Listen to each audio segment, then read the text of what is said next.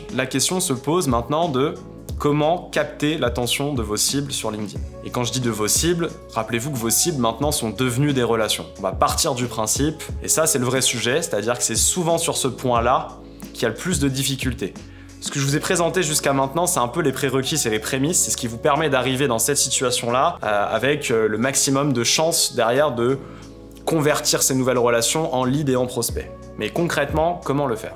Encore une fois, j'ai envie de dire, les choses les plus simples sont parfois les plus efficaces. On va leur envoyer des messages sur LinkedIn. Et là, vous comprenez, encore une fois, l'intérêt de commencer par la demande de connexion, puisque une fois que quelqu'un accepte votre demande de connexion, accepte votre relation sur LinkedIn, cette personne va rejoindre votre réseau et vous êtes en capacité de lui envoyer des messages, donc des messages directs ou des messages privés sur LinkedIn. Et souvenez-vous dans l'introduction que 80% des messages LinkedIn sont lus. Quelle stratégie de messages du coup utiliser pour capter l'attention de vos cibles, susciter leur intérêt, leur curiosité?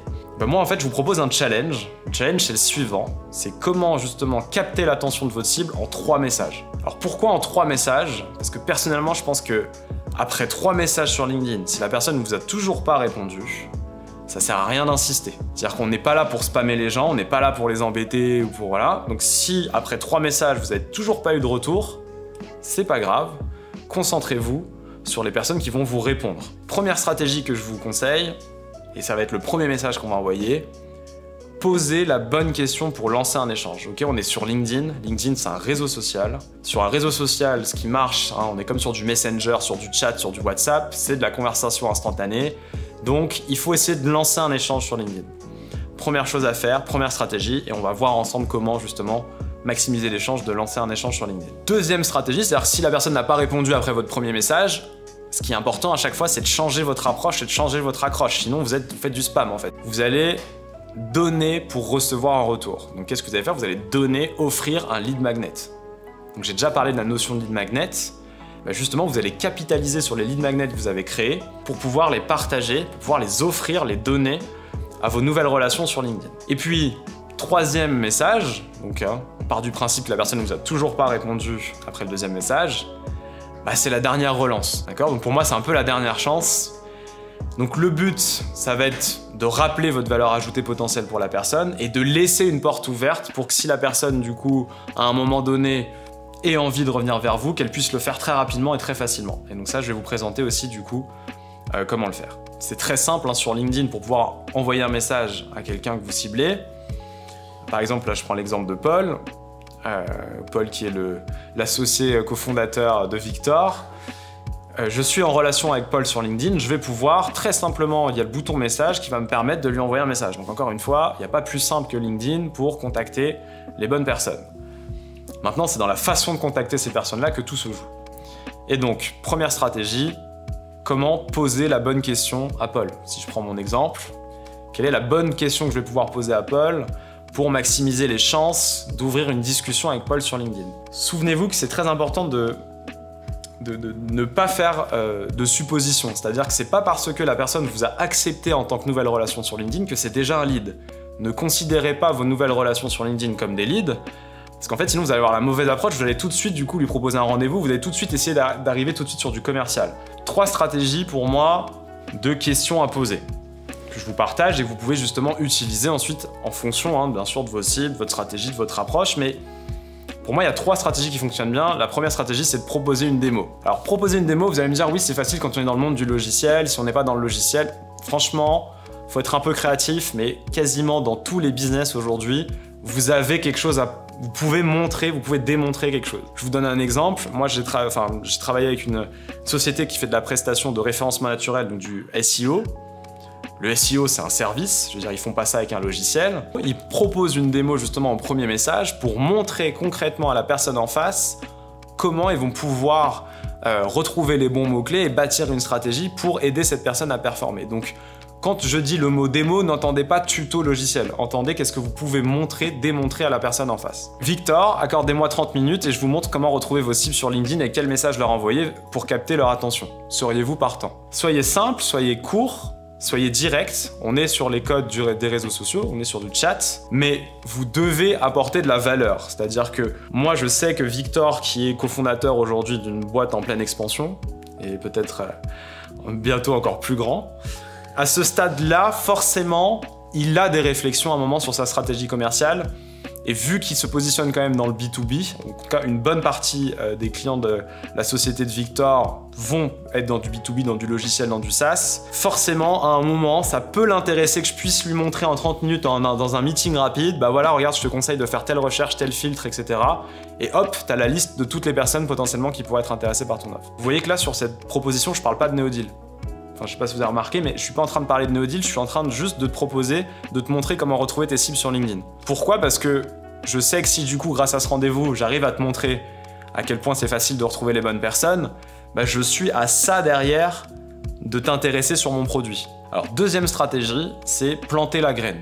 Donc là, on est un peu dans l'inception, c'est-à-dire que le but, c'est avec votre message de mettre la graine dans le cerveau, dans la tête de la cible en face, et du coup, une fois que vous avez planté cette graine, normalement, essayez d'éveiller en elle une prise de conscience et une curiosité pour ce que vous pourriez éventuellement lui apporter.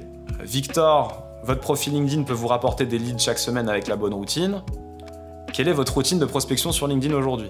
Et là, forcément, quand je pose cette question à Victor, premier réflexe, il se demande si aujourd'hui il a une routine ou pas de prospection. Donc ça, c'est top pour moi parce qu'en fait, ce que vous allez chercher justement dans ces premiers messages, c'est peu importe ce que la personne vous répond, votre but, c'est d'avoir un échange. C'est-à-dire que Victor peut me dire « Oui, j'ai déjà une routine, elle est ultra huilée, etc. » Et là, du coup, je vais rebondir en le challengeant sur les perfs, par exemple. Ou sinon, il peut me dire, comme là, un peu à l'instant, j'ai une routine, mais bon, je pense qu'elle peut être plus efficace, elle peut être améliorée. Et là, parfait, bah du coup, je vais dire, bah ok, bah, est-ce que tu veux qu'on en discute? Est-ce que je te partage, moi, ma routine? Je te partage mes performances pour que tu puisses t'en inspirer. Et ça, c'est voilà, c'est la prise de conscience, vous allez faire naître, entre guillemets, l'idée ou la prise de conscience dans l'esprit de votre cible. Et puis, une stratégie numéro 3 aussi qui marche bien, ça va être de partager votre conviction. Alors pourquoi ça marche bien? Donc ça c'est aussi ce qu'on appelle les statements en anglais, c'est-à-dire de vraiment prendre une position et l'assumer, parce qu'au moins c'est très clair, c'est-à-dire quand vous commencez par une affirmation, une prise de position, c'est très clivant. Donc soit la personne est d'accord avec vous et ça va favoriser un échange, soit la personne n'est pas du tout d'accord avec vous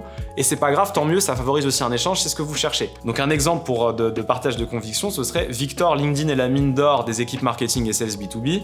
Comment l'exploitez-vous actuellement pour générer des leads? Et du coup, par rapport à cette conviction, je te challenge. Je te dis, bah toi, aujourd'hui, comment t'exploites ton profil LinkedIn pour générer du lead? Et là, il y a deux solutions. Soit tu partages pas mon avis. Tu vas me dire, non, moi je considère pas LinkedIn comme le lieu idéal. D'ailleurs, tu me diras ce que t'en penses après ou pas si j'ai réussi à te convaincre. Mais voilà, ce qui est possible. Et là, ce qui est intéressant, c'est qu'on va être dans un débat. Ah bon, bah du coup, tu utilises quoi? Et quels sont tes perfs? Est-ce que tu veux que je te présente moi comment ça marche? Et on compare. Ou tu vas me dire, oui, c'est vrai que LinkedIn, c'est un très bon levier. Et justement, bah, comment j'exploite ce levier aujourd'hui? Je mets en place telle ou telle action et là, je pourrais proposer peut-être des améliorations ou des choses pour optimiser ce que tu fais déjà aujourd'hui. Maintenant, vous devez choisir une stratégie. C'est-à-dire que vous pouvez pas faire 3 messages à la suite avec 1, proposer une démo, 2, planter la graine et 3, partager votre conviction. C'est pour votre premier message d'accroche, vous avez 3 stratégies possibles. Très difficile pour moi de vous dire la stratégie qui marche le mieux. Parce que franchement, ça va dépendre de tellement de paramètres, de votre activité, de votre cible, de vos clients, de vous aussi, la façon dont vous vous sentez d'exprimer votre message. Et si vous regardez bien hein, sur ces 3 stratégies, nulle part je cite NeoDeal, ni ce qu'on fait, ni notre logiciel, c'est pas le moment ici. Là, j'en suis déjà à un stade d'essayer de discuter et de comprendre finalement Victor, est-ce que LinkedIn pour lui, ça a un intérêt ou pas, qu'est-ce qu'il fait déjà sur LinkedIn, etc. Donc c'est ça que vous devez chercher au départ. Donc ça, c'était pour le message numéro 1. Ok, on part du principe que Victor, j'ai fait ce que je pouvais, je lui ai envoyé un message canon, mais il m'a pas répondu. Ok, c'est pas un souci, hein, ça, à un moment quand on fait de la prospection. Il faut accepter que 100% de vos messages, vous n'aurez pas 100% de réponse, mais c'est pas pour autant qu'il faut s'arrêter. Moi, je pense qu'il y a quelque chose de très important quand on a un mindset comme ça, justement, de pouvoir générer des leads, c'est ne faites pas non plus la supposition qui est de « la personne ne me répond pas, donc elle n'est pas intéressée ». Vous ne le savez pas. Vous ne savez pas si elle est intéressée, vous ne savez pas si elle n'est pas intéressée, vous ne savez pas pourquoi elle ne vous a pas répondu. Donc dans le doute, continuez, relancez, mais on va le voir avec une approche la plus quali possible, en changeant votre approche, en changeant votre stratégie. Deuxième stratégie, ça va être d'offrir un lead magnet. Donc la question c'est qu'est-ce que vous pouvez offrir de suffisamment attrayant à vos cibles pour susciter leur curiosité et leur envie d'en savoir plus. Et là on repart sur ces fameux contenus. Donc quelles sont les idées de contenu que vous pourriez créer pour ensuite les pousser, les partager par message LinkedIn à vos cibles. C'est une très bonne stratégie et encore sous-exploitée. Si vous avez déjà bien mis en avant vos lead magnets sur le menu Notre sélection de contenu. Là je vous Je vous recommande, si besoin, de revoir la partie sur le profil LinkedIn, mais il y a une partie qui est la sélection de contenu sur laquelle vous allez mettre en avant vos lead magnets. Eh bien, choisissez parmi cette sélection de contenu le meilleur lead magnet à proposer à votre cible. Ce lead magnet, bien sûr, peut dépendre de votre cible. Imaginons que vous cibliez, je sais pas, vous avez 2-3 cibles différentes, je sais pas, une cible dirigeant, une cible marketing, une cible commerciale, vous n'allez pas leur partager le même contenu, vous n'allez pas leur partager le même lead magnet, vous allez vraiment choisir celui qui a le plus de sens pour votre cible. Et une fois que vous l'avez choisi, donc là par exemple moi je vais choisir le fichier Excel, donc ce fameux fichier Excel qui liste les mots-clés pour retrouver les cibles sur LinkedIn, qui a quelque chose qui a hyper bien marché en termes de lead magnet, en fait je vais proposer du coup ce fichier Excel à mes nouvelles relations sur LinkedIn. Et donc ce que je vais faire, je vais tout simplement proposer ce lead magnet dans mon message. Et donc ça sera un message de ce type-là. Victor, j'ai listé plus de 400 mots-clés à utiliser pour vous aider à retrouver des cibles que vous ciblez sur LinkedIn. Souhaitez-vous recevoir ce fichier Excel? Plus de 1500 personnes ont déjà téléchargé ce fichier et l'utilisent pour identifier leur cible sur LinkedIn. Donc ça c'est entre parenthèses pour clôturer le message, mais vous voyez que vous allez mettre en avant votre contenu et proposer du coup à votre cible de bénéficier ou pas de votre contenu. Si je fais un petit focus sur une autre stratégie qui marche hyper bien aujourd'hui, qui est quand même la stratégie des webinaires, donc vous allez réaliser des webinaires et inviter vos relations LinkedIn à y participer. Vous allez envoyer un message à vos relations LinkedIn pour dire à telle date on fait un webinaire sur tel sujet, ça peut vous intéresser, c'est le moment d'échanger, de discuter, n'hésitez pas à y participer. Donc, par exemple, Victor, j'anime mardi 25 mai un webinaire sur le thème LinkedIn ou emailing. L'idée est de vous partager mon workflow, mes modèles de messages et mes perfs pour que vous puissiez vous en inspirer. Souhaitez-vous y participer? Et là, Victor va me dire oui, non, peut-être, ou est-ce que t'as pas le recording parce que je serai pas dispo, ce qui arrive souvent. Quand des personnes ne sont pas forcément dispo, ils vont vous demander l'enregistrement. Mais pour vous, c'est un bon signe. Encore une fois, quelqu'un qui peut pas se rendre dispo mais qui vous dit qu'il veut le replay, ça veut dire que la thématique que vous êtes en train d'aborder fait partie de ces réflexions. Et du coup, troisième message, stratégie numéro 3, c'est la dernière relance. Et donc là, vous devez rappeler la valeur que vous pouvez apporter à votre cible et vous devez lui laisser l'opportunité de vous recontacter quand lui le souhaite. Je pense on a tous des moments de rush dans nos sociétés respectives, on a tous des moments où on peut pas forcément répondre à toutes les sollicitations, même si on trouve que c'est pertinent et que ça pourrait avoir du sens. Donc concrètement, ce dernier message, je vous propose un modèle qui est le suivant. Bonjour prénom, avec le variable que vous allez personnaliser avec le prénom de la personne en face. Jusqu'à présent, je n'ai pas eu de retour de votre part. Alors moi, je rajoute un petit emoji triste. Parce que là, c'est le moment de toucher le cœur de la personne en face quand même, d'accord? Vous avez fait le max, vous avez travaillé votre profil LinkedIn, vous avez travaillé votre sourcing, vous avez travaillé votre stratégie d'approche, vous partagez du contenu à forte valeur ajoutée. Je veux dire, vous avez fait des efforts pour essayer d'avoir un retour. Vous pouvez en jouer un peu sur le dernier message avec un petit emoji pour essayer de toucher le cœur de la personne en face. Et je peux vous dire qu'en général, c'est quelque chose qui marche bien. Parce que les personnes du coup vont se sentir un peu, entre guillemets, obligées au moins de vous répondre. Ça veut pas dire qu'ils vont vous répondre positivement tout le temps, mais ils vont vous dire « Oui, excuse-moi, j'ai vu tes messages précédents, j'ai pas eu le temps de revenir vers toi, mais si, mais ça. » D'accord? Ensuite, du coup, je reste convaincu que...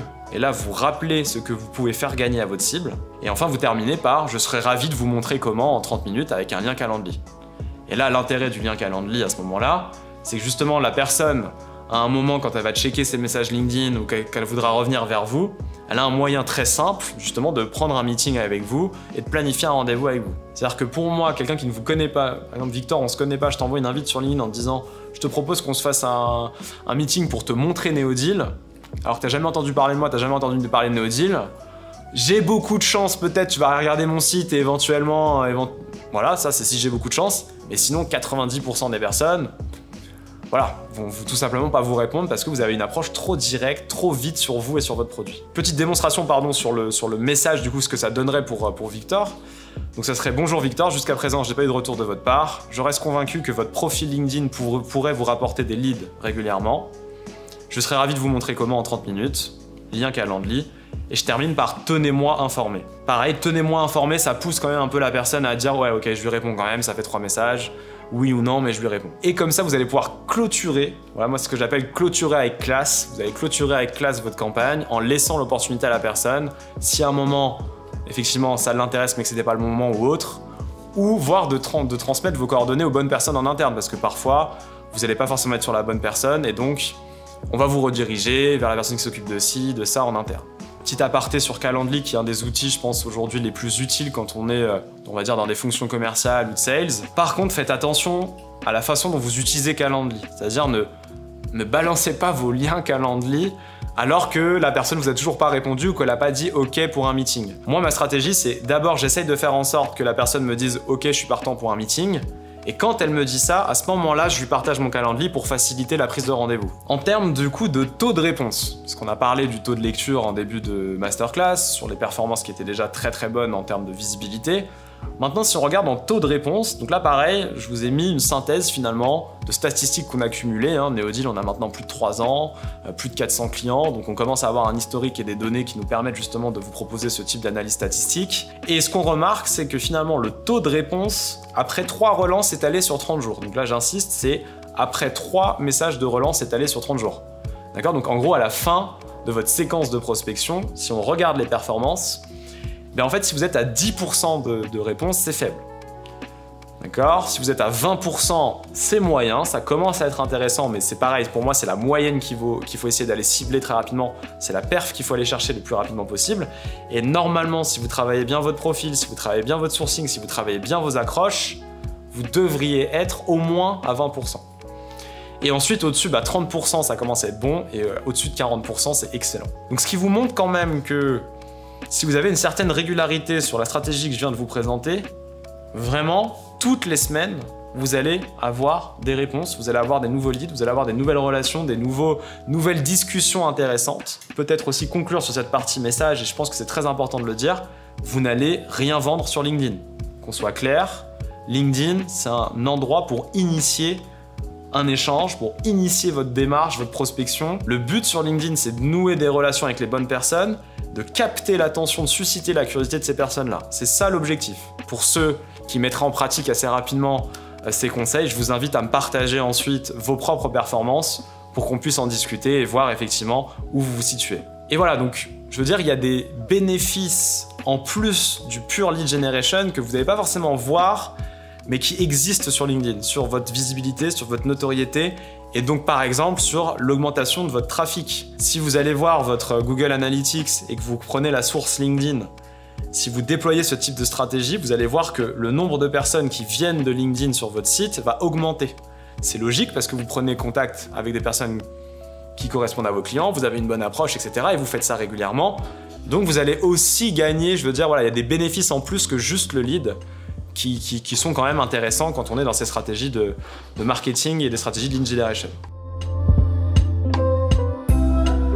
Alors oui, nous ce qu'on fait, c'est que tous les mois, on fait un check sur nos campagnes et sur nos messages, sur nos perfs. Parmi toutes les réponses qu'on a reçues, quel a été le message un peu déclencheur de la réponse? Et en fait, en fonction de ça, du coup, on va analyser les messages qui marchent le mieux versus ceux qui marchent le moins bien, entre guillemets. Et du coup, ensuite, on essaie de comprendre. Parce que après, c'est là que c'est le plus difficile, c'est pourquoi tel message a mieux fonctionné qu'un autre. Et après, ce qu'on fait, forcément, c'est quand on commence à voir qu'il y a des bons messages ou des bonnes pratiques ou des choses qui se répètent, on va du coup valider que cette stratégie fonctionne bien sur cette cible-là, et après on va être plutôt dans l'optimisation, c'est-à-dire comment on peut, limite au mot près, enfin j'exagère, mais à la virgule, au truc, vraiment rendre le message encore plus puissant. Et pour les messages qu'on jugerait qui marcheraient pas très bien, là on n'hésite pas à changer. On change d'approche, vraiment, comme si on repartait d'une feuille blanche et on teste un nouveau message. Oui, alors effectivement, les webinaires font partie des lead magnets potentiels. En tout cas, ça a une bonne façon, effectivement, de nouer une relation et un contact avec votre cible. Pour moi, un bon webinar, c'est un webinar à la fin duquel vous générez du lead. Donc, on peut faire un webinar avec 100 personnes pendant le webinar qui, à la fin, ne génère pas de lead ou peu de lead, et on peut faire un webinar avec 5 personnes et que sur les 5 personnes, il y en ait 2 derrière qui souhaitent prendre un rendez-vous avec vous. Pour donner quand même quelques chiffres et une idée, moi je pense qu'à partir d'une vingtaine de personnes au webinar, ça commence à être intéressant, parce que je pense qu'il faut quand même un minimum de personnes pour qu'il y ait de l'échange, et puis pour montrer aussi que du coup c'est une thématique qui est recherchée par votre cible. Allez, si vous avez fait des webinaires réguliers, nous on recommande de faire un webinar par mois, et de changer un peu les thématiques, comme ça permet de communiquer sur les thématiques qui vont intéresser vos cibles et de les réinviter régulièrement. Et il y a bien un moment, ils vont craquer, ils vont assister à un webinaire si à chaque fois vous proposez quelque chose de quali. À un moment ça paye. Donc nous, moi mon record personnel c'était je crois 160 personnes à un webinaire. C'est clair que du coup ça donne encore plus de visibilité. Mais bon, il y a plusieurs facteurs qui font le nombre de personnes dans votre webinaire, le sujet, le thème et la communication avant le webinaire aussi. C'est-à-dire que un webinaire c'est pas magique, hein, c'est pas parce que vous créez un webinaire que d'un coup vous avez 150 personnes qui y assistent. Donc réfléchissez bien aussi à la façon de communiquer et d'inviter les personnes à votre webinaire.